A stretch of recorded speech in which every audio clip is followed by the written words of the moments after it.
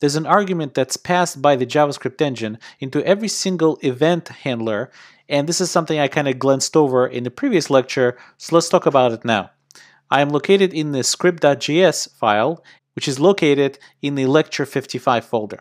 Let me go ahead and close the file browser of Sublime, and the first thing we'll do is let's go ahead and log the event. Let's go ahead and say console.log, and let's go ahead and log the event. We print it out, and let's say it, and we see that the object that event is a mouse event. If we open that up, actually, we'll see there's a whole bunch of properties that this mouse event has.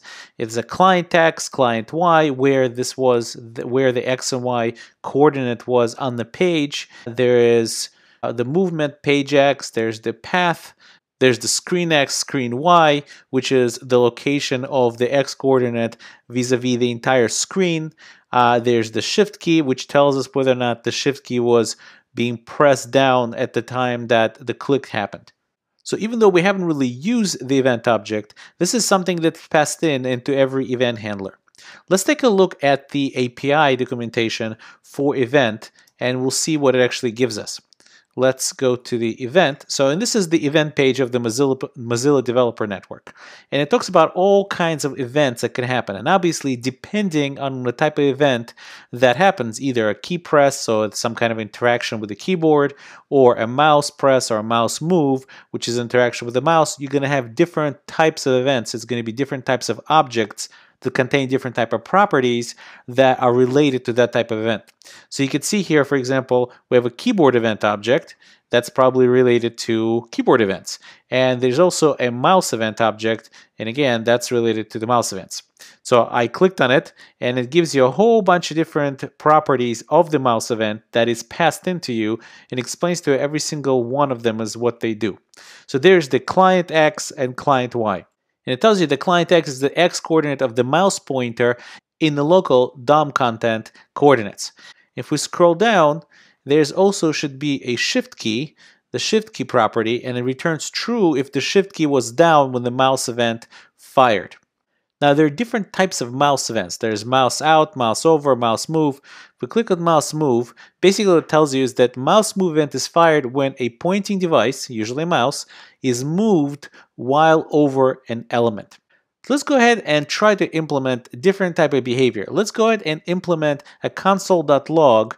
We're going to log to the console client X and client Y position of the mouse pointer, but only when I press the shift key and move the mouse over any part of the body element. Let's make this back into a little bit of a smaller screen. Let's go back to our page, and we'll go ahead and clear that. So what we're going to do is we're going to create yet another event listener.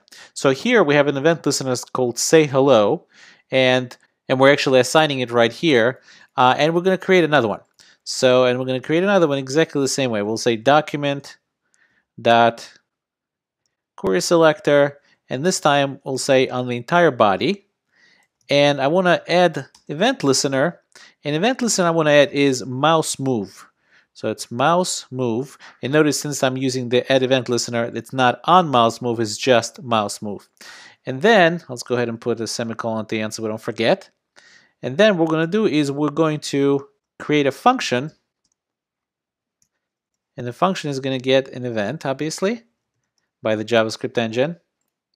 And in this function, what we want to do is we want to do console.log the event.clientX, and again console.log event.clientY. So if we save that now, and as I start moving the mouse over, you will see that we're logging where my mouse is moving. We're logging the X and Y coordinates. Now, we didn't really specify what they are, so it's a little hard to tell. It's probably a better idea to do something like this. X is this, and Y is that. That's probably a little bit better. So now when we mouse over, at least we see X and Y. Okay, but what we wanted to do is we wanted to only log this when I press the shift key down. So in our function, in our event handler, what we're going to do is we're going to put an if statement. We're going to say if event.shift, and I can't remember what the name is, so we'll go ahead and look this up. Let's go back and look up the property name. It's called shift key, just like that. So we'll say event shift key equals true. If that's the case, that's when we're going to log this. Otherwise, we're just going to ignore this mouse move event completely. Okay, so we'll do this. We'll position it like that. And now let's go ahead and save that.